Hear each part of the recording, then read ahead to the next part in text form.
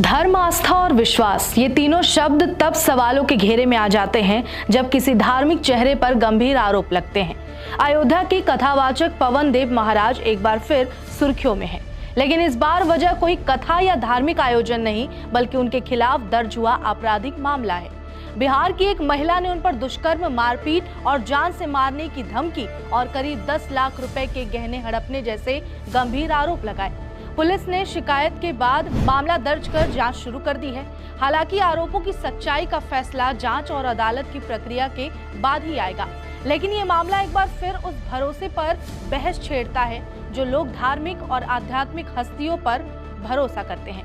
सवाल ये भी है कि जब आस्था के केंद्र में बैठे लोग पर ऐसे घिनौने आरोप लगते हैं तो उसका असर केवल एक व्यक्ति की छवि नहीं, बल्कि समाज के विश्वास और धार्मिक संस्थाओं की विश्वसनीयता पर भी पड़ता है।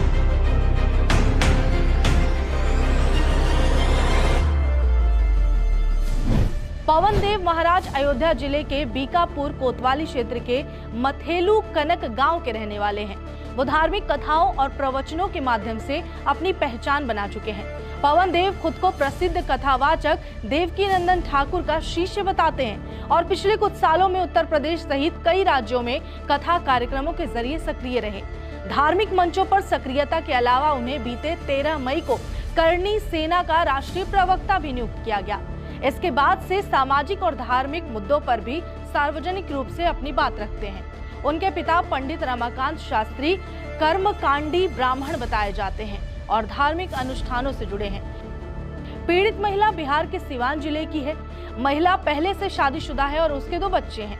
महिला का आरोप है कि साल 2023 में बिहार के चंपारण में आयोजित एक कथा कार्यक्रम के दौरान उसकी मुलाकात पवन देव महाराज से होती है। महिला के अनुसार कथा के बाद दोनों के बीच बातचीत शुरू हुई और समय के साथ संपर्क बढ़ता चला गया। महिला का दावा है कि कथावाचक लगातार उससे संपर्क में रहा और दोनों के बीच नजदीकियां बढ़ी।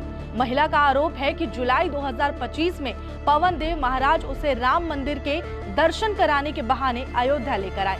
महिला के अनुसार उसे वीआईपी दर्शन कराने का आश्वासन दिया गया।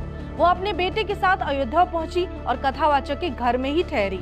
महिला का आरोप है कि घर में रहने के दौरान मौका पाकर कथावाचक ने उसके साथ दुष्कर्म किया।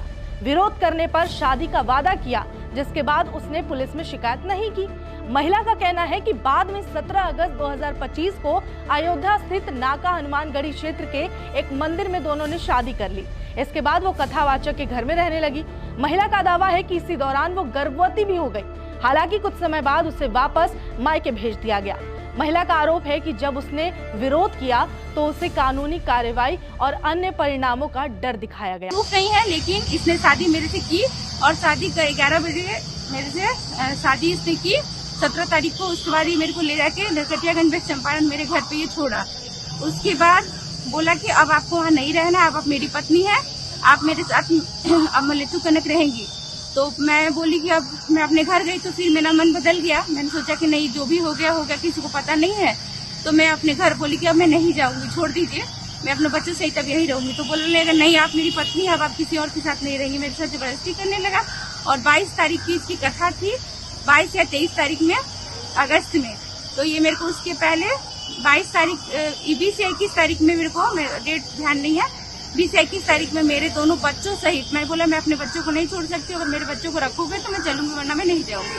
तो इसको डर हुआ कि कहीं ये नहीं जाएगी तो कहीं FIR कर दे, हमारे ऊपर या मीडिया में निकलवा दे। तो ये मेरे को जबरदस्ती लेकर आया, मेरे बच्चों सहित मुझे लेकर आया और मुझे देवकाली के पास आनंद मिश्रा नाम के एक ऑनर है, उनके घर पे मुझे रखा। 20-22 दिन वहाँ मुझे रखा। उसके बाद ये मेरे को रख के 2-3 दिन बाद ये 1 या 2 दिन बाद ये कथा में चला गया। कथा से लौटा तो मेरे बच्चे कहने लगे कि मम्मी मुझे पापा के पास जाना है, दादी के पास जाना है। तो ये बोला कि ठीक है, बच्चे कह रहे हैं तो आपने इसके बच्चों को घर पे छोड़ देते हैं, फिर बाद में बुला लिया। आप सभी मेरे प्रियजनों को मैं बताना चाहता हूँ कि पिछले दिनों में एक प्रकरण चल रहा है मेरे खिलाफ, किसी महिला के द्वारा झूठा मुकदमा लिखाया गया है, जो कि बिल्कुल मिथ्या है। मेरा किसी भी रूप से उससे कोई संबंध नहीं है, कोई वार्तालाप नहीं है। जिस भी प्रकार से वो बताया जा रहा है वो बिल्कुल मिथ्या है, झूठ है।